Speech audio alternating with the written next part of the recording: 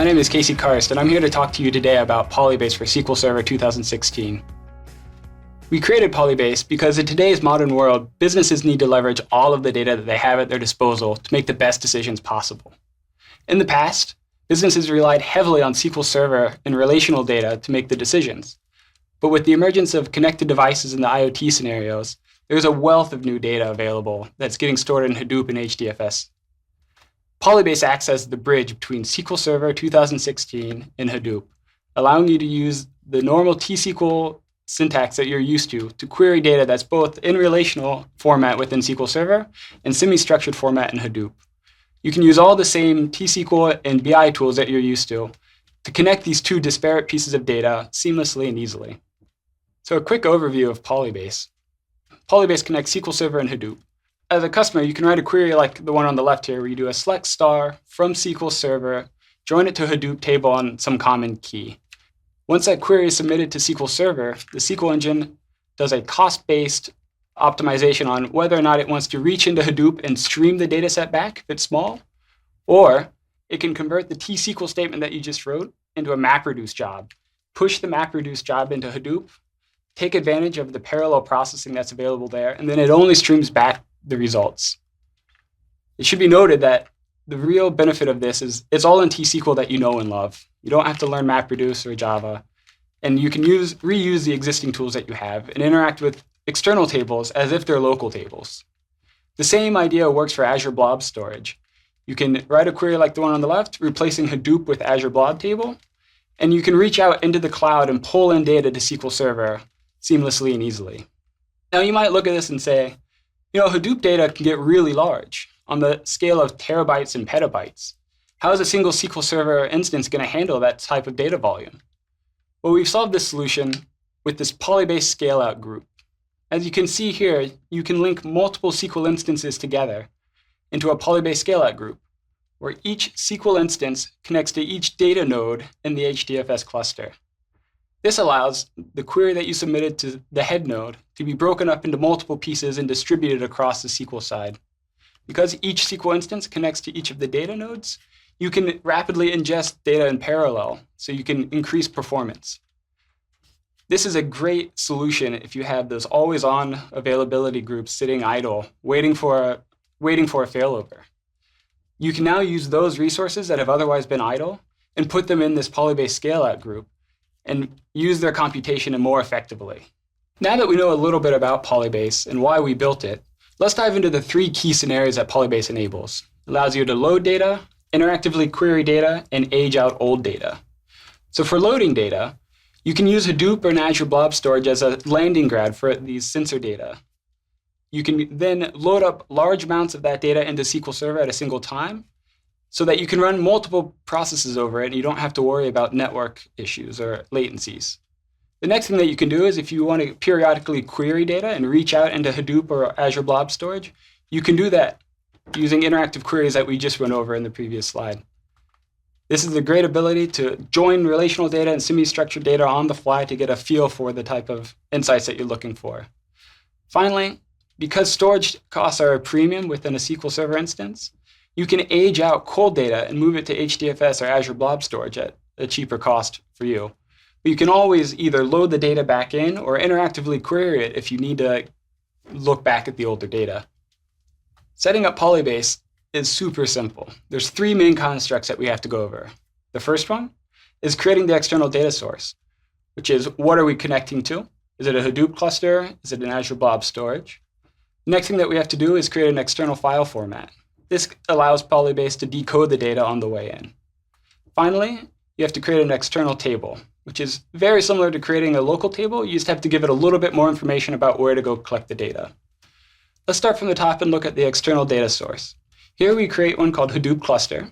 We give it the type Hadoop, the location, which is the IP address of the head node and the port. And then if you want to do the push-down computation like we talked about earlier, you have to give the resource manager location and the port as well. It should be noted that you only have to do this once per Hadoop cluster. So if you continually store your data in the same Hadoop cluster, you set this up once and you never have to touch it again, which is pretty easy to do. The next thing that you have to do is create your external file format. In this case, we name the file format text file. We give it the format type of a delimited text, and it's pipe delimited. Again, you only have to do this once per file format. So if your data is consistent in its file format, you do this once and you don't have to worry about it again. Finally, to create the external table, you give it a table name, in this case, customer. You define the schema. And all you have to do extra is you define the HDFS file path location. You tell it the data source that it needs to connect to and the file format. And after that, you can query that table as if it is just any other relational table within SQL Server. But in reality, it's reaching out into either Hadoop or Azure Blob Storage and pulling that data back. Now we have time for a demo. But before we look into it, I kind of want to paint this scenario that we're going to talk about. So imagine you're an auto insurance company trying to better determine who's your at most risk customers. In the past, you could use the relational data that you had with basic demographics about the customer, their age, where they live, how far they have to commute to work. And you can try to use this to get an idea of who's the most at-risk customer. But there has to be a better way to do that. In the modern age of sensors, that's enabled. If everyone had a sensor in their car, like in this demo, you can get immediate feedback of who's driving quick, who's driving slow, and you can actually use people's real driving behaviors to change how much you charge them for auto insurance. So we're here in SSMS looking at the auto insurance example that we were just explaining a second ago. So here you can see a relational table called insurance customers with the standard schema you would expect to see from a customer table within SQL Server. There's a customer key, a geography key, customer's first name and last name, their date of birth, marital status, gender, the total number of kids that they have, their yearly income, address, phone number, and commute distance. Now in the past, auto insurance companies would use data somewhat similar to this to determine what your insurance rate was going to be. But at no point in here does it really describe your driving patterns. It describes something about your life, not how you drive. In this example, we're going to show how you can actually make that a better solution. But before we dive into that, I just want to do a really quick introduction to the configuration that we're going to be running so everyone is on the same page. We're running a PolyBase scale-out group, as you can see here. We have one head node machine that's also doubling as a compute node. So the head node that you actually submit the queries to does some computation as well. And we have two other compute nodes that are attached. So this is that scale-out capability that we were describing before. We're also going to be querying a Hadoop environment. It's Hortonworks HTTP 2.0 on Linux. And that's where the sensor data is going to be located. So as we described earlier, the three main steps that you have to do to query external data sources with PolyBase is create the external data source, create the external file format, and create the external table. So we'll start with this example here, where we create an external data source. We name it Hadoop HTTP cluster. The type is Hadoop. The location is the name node IP address, which you can see here, and the port. If we wanted the push-down computation, we have to give the resource manager location, which is the resource manager IP address, and the port. So let's see how quick we can create an external data source. That took under a second to reach out and make that connection with the Hadoop cluster. And you can see it here using the sys external data sources table. If you don't want to query the sys table, you can also look at the Object Explorer. Under external resources, you do the dropdown, and you'll see here the Hadoop HTTP cluster. So let's keep moving down through the example. The next thing that we have to do is create the external file format. We have this section of the script where we create an external file format. We name it text file. The format is a delimited text file, and it's pipe delimited. So again, we can see how quickly we can do this. Definitely under a second that time, we've created our file format that we can reuse in the future. If you want to check it here on the Object Explorer, under external resources again, there's file formats. And here's the external file format we just created. Last but not least, you have to create an external table. So everything above here, besides the external part, is exactly similar as creating a relational table on SQL Server. But the only extra piece of information that you have to give is a HDFS file path under location, the data source. This will tell PolyBase where to go reach out and pull in the data, and the file format to describe the data in that location. So we quickly create an external table that's been successfully created. Under Tables, you'll see an External Table tab. If we refresh, we can open that up and we can see this insert data table that we just created. And it's really that simple to set up PolyBase and get it enabled. So you don't have to do this step, but it's really important for larger data sets is create statistics on the external table. So we'll run this really quick. And this just speeds up performance of your query to make it faster.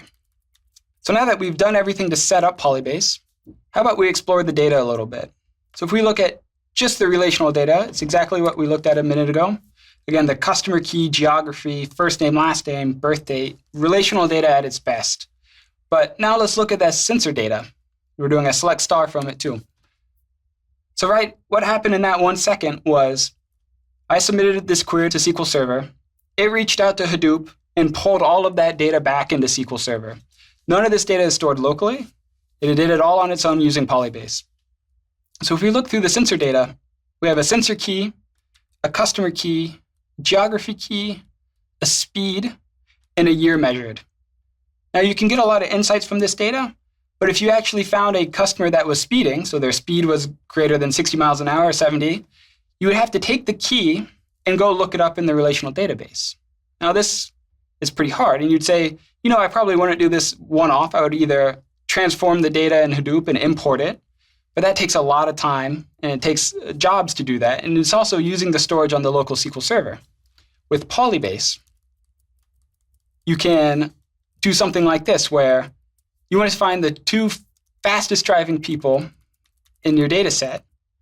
Well, you do the top 2, you find the max speed, and you join the insurance customers, which is your relational data, with your sensor data, which is your external data, on the customer key. And it's really that simple. It's just as if the external data is local. So let's do a quick run of this and see how quickly that comes back. So here we see the 2 fastest driving customers that we have in the data set. Jesus Navarro, who was born in 1959. He's age 47. He's married, he's male, he has 0 children. He lives within a mile of work, and he drove 130 miles an hour in 2006. Well, there's nothing here that would really alert me that he would drive that fast, but evidently he's done that before, so maybe that should change his rate a little bit. The next fastest driver was Bethany Shee, who's 81 years old and married, and she drove 90.9 miles per hour in 2008. So again, these are non-typical customers who are driving the fastest in the data set. This is new insights that you wouldn't expect using just relational data. So you've seen the power of PolyBase and how quickly these examples can happen. I mean, we pulled in the top 2 out of 10,000 customers in under a second, which is amazing speed to really get this level of insight. But that's not just all that we can do. You can also use standard BI tools that you know and love, like Excel and Power BI, to look at this data again, but in a visual representation, not just SSMS. So let's take a dive into this and look at the same data, but using Excel. Here we go. So here's that same relational data set. And you'll see we've done a little bit of filtering with Power Pivot, where we've grouped the customers by their commute distance and the total number of children. So you can see it's a pretty well-sampled data set. More people live closer to work than further away. And you could maybe derive some sort of algorithm to say, if you have more kids and you live further away, you drive more or something like that. But that's a lot of anecdotal evidence that isn't necessarily supported by the data. Again, we look at our external data, which is our sensor data, and we can see interesting things like average speed by year. So here you'll see, look, in 2009, customers drove just over 47 miles an hour, and in 2008, they drove 45 miles an hour. Well, that's a 2 mile an hour difference. Maybe something happened locally that caused that change. We could investigate that data. But this still doesn't tell you what we're looking for, is which customers are most at risk. With the PolyBase joined data, we can filter by year measured and speed, and we can get a detailed list of all the customers who were breaking the law by speeding. And again, we said our top customer earlier was Jesus Navarro, who was born in 1959, and we see him here in the top of the list. And so that just shows how you can use standard BI tools and SSMS to explore both relational data and semi-structured data in a single place to gain deeper insights about what's going on with your business. So we just saw the power of PolyBase and its ability to connect relational data stored in SQL Server with semi-structured data stored in Hadoop. I hope you learned a lot today, and I hope we showed how easy it is to connect these two disparate data sources. Thank you so much for taking your time to watch this, and I hope to see you next time.